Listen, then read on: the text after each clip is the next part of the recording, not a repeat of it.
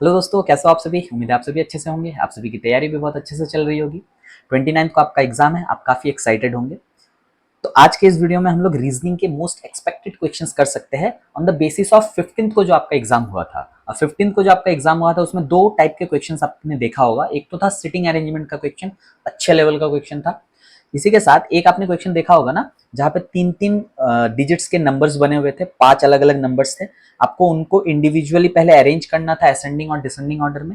Arrangement के बाद कौन सा नंबर सबसे लोएस्ट होता है या फिर हाईएस्ट होता है वो आपसे पूछ रहा था। तो उस पैटर्न के भी क्वेश्चंस आए हुए थे। तो आज के इस वीडियो में हम लोग सिटिंग अरेंजमेंट भी करेंगे और उस टाइप के कुछ क्वेश्चंस को भी करेंगे। तो वीडियो को पूरा देखना। अगर वीडियो अच्छा लगे तो जरूर से लाइक करना, शेयर करना। और अगर अभी तक आपने सब्सक्राइब नहीं किया हमारे चैनल को तो जरूर से सब्सक्राइब भी करना। तो चलिए देरी ना करते हुए शुरू करते हैं। सबसे पहले देखो, सिटिंग अरेंजमेंट का एक क्वेश्चन है। क्या दिया हुआ है? Study the following information carefully and answer the given question. 8 friends LMPQRSTV are sitting around a circle. चलो, एक सर्कल में वो लोग बैठते हैं। चलिए, ऐसे मैंने सर्कुलर अरेंजमेंट ड्रॉ कर लिया 8 लोगों के लिए। अब इस सर्कल में जब वो लोग बैठे हुए हैं ना, तो वो क्या करते हैं, सेंटर की तरफ फेस करते हैं। मतलब क्या, ये इधर फेस कर रहा है, ये इधर कर रहा है, ये इधर, ये इधर, ये इधर, ये इधर फेस कर रहा है। सारे के सारे सेंटर की तरफ फेस कर रहे हैं। ठीक है, अभी हम लोगों को अरेंज करना है पर्सन्स को। कैसे कर सकते हैं देखो, सिटिंग अरेंजमेंट में ना एक एक लाइन को अलग से पढ़ना है। हर एक लाइन को अलग अलग ट्रीट करना है। मतलब सबका एक एक लाइन से आपको कनेक्टर्स मिलते जाएंगे और बस कनेक्ट करना है, पूरे पूरे के पूरे पैराग्राफ को कनेक्ट करना है और कुछ नहीं। कनेक्ट करते हैं। L sits third to the right of M. कहीं पे भी एम को रखो, 1 2 3। एल एम से थर्ड राइट में। थर्ड राइट मतलब 1 गैपिंग, 2 गैपिंग, फिर एल और राइट साइड की तरफ बस। And L sit second to the left of P. देखो, पी को अगर मैं यहां रखता हूं तो पी के लेफ्ट में एल, एक छोड़ के L. Second to the left मतलब क्या, लेफ्ट की तरफ एक बंदा छोड़ के अगला बंदा जो होगा वो एल होगा बस। R and S are sitting next to each other. चलो, R and S sit to each other and none of them is immediate neighbor of L. But ये दोनों ना L के नेबर नहीं हो सकते। तो चलो, R और S दोनों एक जगह पे आ सकते हैं, R और S दोनों यहाँ पे भी आ सकते हैं। लेकिन यहाँ पे अगर रखते हो तो वो कोई ना कोई एक तो L का नेबर बन रहा है। इसका मतलब यहाँ पे तो नहीं रख सकते, तो यहाँ पे रख देते हैं। यहाँ पे R होगा या फिर S होगा। सिमिलरली यहाँ पे R होगा या फिर S होगा। वो बाद में पता चल जाएगा कौन किस जगह पे बैठने वाला है। ठीक है, Q sit second to the right of T। देखो, T यहाँ पे होगा, T के राइट की तरफ Q होगा। सेकंड टू द राइट मतलब एक का गैपिंग होना चाहिए। T को यहां रखो, 1 गैपिंग Q नॉट पॉसिबल। इसका मतलब T यहीं पे आएगा, 1 गैपिंग Q। अब देखो, सारे के सारे पोजीशंस जो है वो किसी ना किसी पर्सन के जरिए ऑक्यूपाई किया हुआ है। एक ही जगह खाली है, एक ही पर्सन खाली है, यहाँ पे V आना चाहिए बस। V sit second to the right of S। S होगा, S की राइट में V होगा। सेकंड टू द राइट मतलब बीच में एक बंदा आने वाला है, तो S यहाँ पे होना चाहिए, 1 गैपिंग फिर V होना चाहिए। इसका मतलब S यहाँ पे फिक्स हो जाएगा। अगर S यहाँ पे फिक्स होता है तो R को यहाँ से हटा देते हैं बस। R यहाँ से हटा तो S यहाँ से हट जाएगा, क्योंकि बस हो गया। यही था अरेंजमेंट। PQRST ऐसे करके पूरा अरेंज हो रहा है। अब आपको इसी के बेसिस पे क्वेश्चन पूछ रहा है, who sits third to the left of V। Count करते हैं, V यहाँ है, लेफ्ट कौन सा, लेफ्ट होगा ये वाला साइड। तो 1 2 3, 3 लेफ्ट में कौन बैठ रहा है, आर बैठ रहा है, तो R will be the answer. इसी तरीके से आपको सिटिंग अरेंजमेंट करना है, एक एक लाइन को पढ़ना है, कनेक्ट करना है, अरेंजमेंट तैयार कर लेना है। उसके बाद जो भी क्वेश्चन पूछे उसका आंसर करना था। तो चलिए, इस बार अगर क्वेश्चन आता है सर्कुलर अरेंजमेंट से तो मिस मत करना।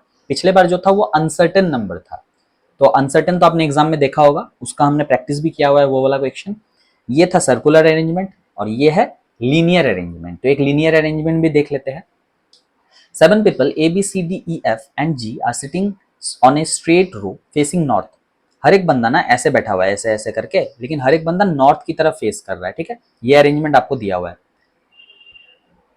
अब बोल रहा है only 1 person sits to the left of D। चलो, ये हो जाएगा लेफ्ट एंड अगर हर एक बंदा नॉर्थ की तरफ फेस करता है, और ये हो जाएगा राइट एंड। सिर्फ और सिर्फ एक बंदा है जो कि डी के लेफ्ट में बैठता है, तो डी के लेफ्ट में एक बंदा, 1 2 3 4 5 6 7, टोटल 7 बंदे इधर हो गए बस। A is an immediate neighbour of D. अब ए ना डी का इमीडिएट नेबर है।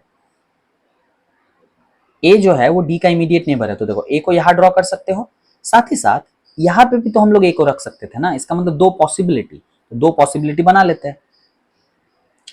1 2 3 4। तो देखो अगर डी के लेफ्ट में एक जन यहाँ पे भी था, डी के लेफ्ट में एक जन यहाँ पे भी था, ए डी का इमीडिएट नेबर होगा, यहाँ पे भी ए डी का इमीडिएट नेबर है, तो दो पॉसिबिलिटी आ रहा था, मैंने दोनों पॉसिबिलिटीज यहाँ पे ड्रॉ कर लिया। अब जब आप चलते जाओगे एक एक लाइन को जब कनेक्ट करोगे तो कोई ना कोई एक पॉसिबिलिटी गलत साबित हो जाएगा और एक में से आपका आंसर निकलेगा, तो हम लोगों को वही पता करना है। Only 2 people sit between F and D. चलो डी और एफ के बीच में 2 जन, 1 2 यहाँ पे आ जाएगा एफ, डी 1 2 यहाँ पे आ जाएगा एफ। चलो ये भी सही है। Only 3 people sit between C and G. C और जी के बीच में 3 बंदे होंगे, चेक करते हैं। यहाँ पे सी को अगर रखते हैं 1 2 3 जी, पॉसिबल, तो यहाँ पे सी हो सकता है या फिर जी हो सकता है, तो यहाँ पे सी हो सकता है या फिर जी हो सकता है। इस वाले में चेक करते हैं। सी यहाँ पे रखो 1 2 3 जी, नॉट पॉसिबल। सी यहाँ पे रखो 1 2 3 जी, नॉट पॉसिबल। सी यहाँ पे रखो, फिर जी को आप प्लेस नहीं कर सकते, इसका मतलब ये वाला कंडीशन गलत है, अपने को चेक यही वाले कंडीशन में करना है, ठीक है। चलो अब इन दोनों का जो पोजीशन है ना वो फिक्स नहीं, वो पता चल जाएगा आगे। B is not an immediate neighbour of G. अब बी जो है ना वो जी का इमीडिएट नेबर नहीं है। चलो only 2 people sit between E and A. A यहाँ पे था 1 2, ई कहाँ पे आने वाला है, यहाँ पे आने वाला है। देखो अब एक ही पोजीशन खाली है, उस पे तो बी आना चाहिए, लेकिन जो बी है ना वो जी का इमीडिएट नेबर नहीं हो सकता। इसका मतलब यहाँ पे कौन होगा, यहाँ पे फिक्स करते हैं, यहाँ पे सी होने वाला है, और अगर यहाँ पे सी होगा तो यहाँ पे जी होने वाला है। बस हो गया अपना अरेंजमेंट कंप्लीट। अब पूछ रहा है who sits to the immediate right of F. ये एफ है, एफ के इमीडिएट राइट पे कौन है वही आपसे पूछ रहा है। एफ के इमीडिएट राइट पे है बी, तो B will be the answer. इसी तरीके से आपको सिटिंग अरेंजमेंट के क्वेश्चंस को सॉल्व करना होता है, ठीक है। तो इस बार अगर एग्जाम में आए तो काइंडली मतलब थोड़ा अच्छे से पेशेंस के साथ देखना क्वेश्चन को, एक एक लाइन को कनेक्ट करना, आंसर बन जाएगा, ठीक है। चलो आगे चलते हैं। इस टाइप के क्वेश्चन भी आप देख सकते हो। Each of the letters in the word admit is arranged in alphabetical order. चलो एडमिट को ना सबसे पहले अल्फाबेटिकल ऑर्डर में अरेंज कर देते हैं। ये तो एडमिट था, इसको अगर अल्फाबेटिकल ऑर्डर में करते हैं तो ए होगा, फिर डी होगा, फिर आई होगा, फिर एम होगा, फिर टी होगा। चलो अरेंज कर दिया। उसके बाद how many letters are there in the English alphabetical series between the letter which is second from the left end. Second from the left end में कौन है, डी है, and second from the left end and one which is second from the right end, और second from the right end कौन है, M है। देखो ये है लेफ्ट एंड और ये है राइट एंड, 1 2 1 2, ठीक है।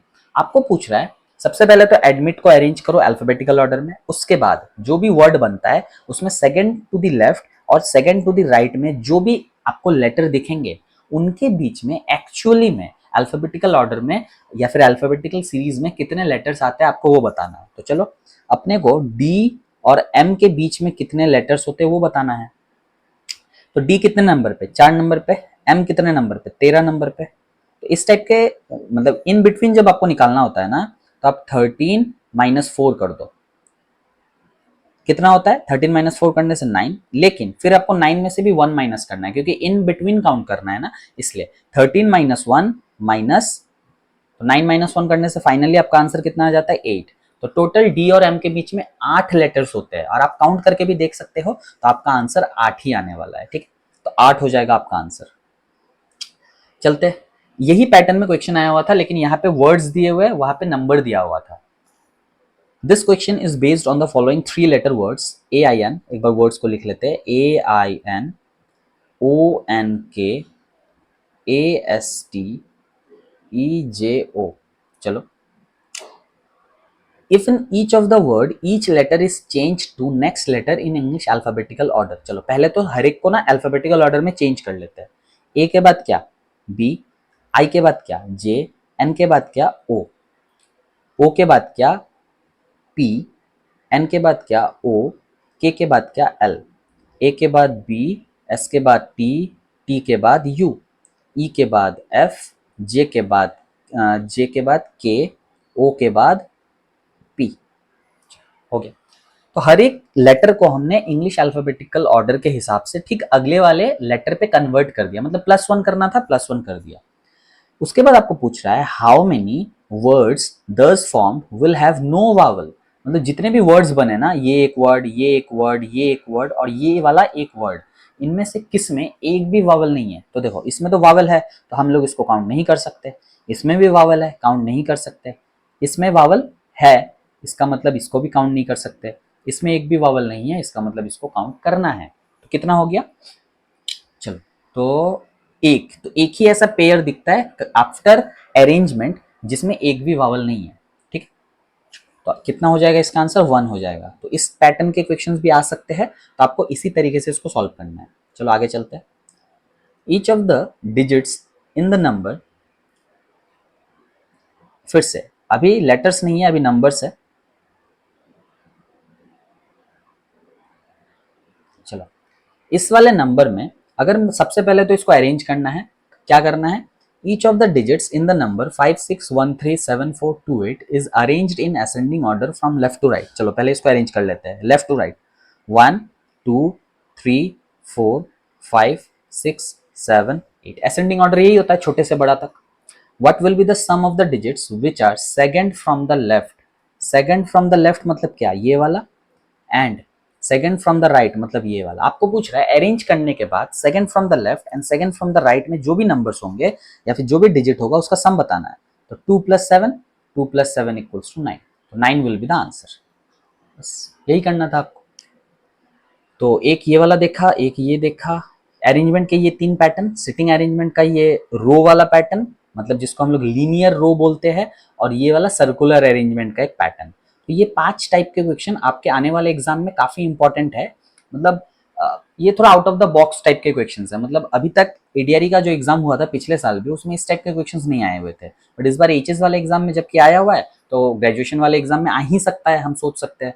तो एक बार इस टाइप के क्वेश्चंस को भी देख के जाना, तो आपके एग्जाम में काफी हेल्प होने वाला है। तो उम्मीद है आपको ये वाला सेशन अच्छा लगा होगा। अगर अच्छा लगा है तो जरूर से लाइक करना, अपने दोस्तों के साथ इस वीडियो को शेयर भी करना, कमेंट भी कर देना एक, और जरूर से अगर आपने अभी तक सब्सक्राइब नहीं किया है तो हमारे इस चैनल को सब्सक्राइब भी करना, ताकि आगे हम ऐसे बहुत सारे वीडियोस आपके लिए ला सके। क्योंकि एडीआरई के बाद और बहुत सारे एग्जाम्स आने वाले हैं, एनटीपीसी आने वाला है, बैंकिंग के एग्जाम्स आने वाले हैं। तो हम लोग अगर आप लोग सब्सक्राइब करते हो, हमारे साथ जुड़ते हो, लाइक करते हो, तो थोड़ा मोटिवेट होंगे, और मोटिवेट होंगे तो अच्छे अच्छे वीडियोस बनाने को भी मन करता है। तो थोड़ा बहुत मोटिवेशन जरूरी है, तो जरूर से लाइक शेयर सब्सक्राइब करना। थैंक यू, आज के लिए बस इतना ही। चलिए मिलते हैं फिर अगले वाले वीडियो में। Thank you.